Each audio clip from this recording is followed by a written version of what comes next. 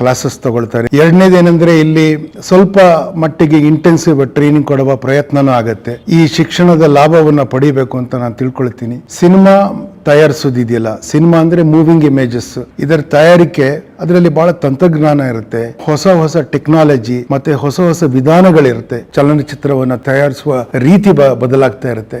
ನಿಮ್ಗೆ ಅನುಕೂಲ ಆಗ್ಬೋದು ಅಂತ ತಿಳ್ಕೊಳ್ತೀನಿ. ನೀವು ಈ ಕೋರ್ಸಸ್ ನ ಸೇರ್ಕೋಬೇಕು ಅಂತ ನಾನು ನಿಮಗೆ ಒಂದು ಸಲಹೆಯನ್ನು ಕೊಡ್ತಾ ಇದ್ದೀನಿ. ನಮಸ್ಕಾರ. ಡೈರೆಕ್ಷನ್ ಬಗ್ಗೆ ಮತ್ತೆ ಸ್ಕ್ರಿಪ್ಟ್ ರೈಟಿಂಗ್ ಬಗ್ಗೆ, ಫಿಲ್ಮ್ ಇಂಡಸ್ಟ್ರಿಯ ನನ್ನ ಪಾತ್ ಹೇಗಿತ್ತು, ಜರ್ನಿ ಹೇಗಿತ್ತು, ಯಾವ್ಯಾವ್ದು ಹರ್ಡಲ್ಸ್ ನಾನು ಫೇಸ್ ಮಾಡಿದೆ, ಗ್ರಾಫ್ ಹೇಗಿತ್ತು, ಪ್ರತಿಯೊಂದನ್ನು ಡಿಸ್ಕಸ್ ಮಾಡಿದೆ.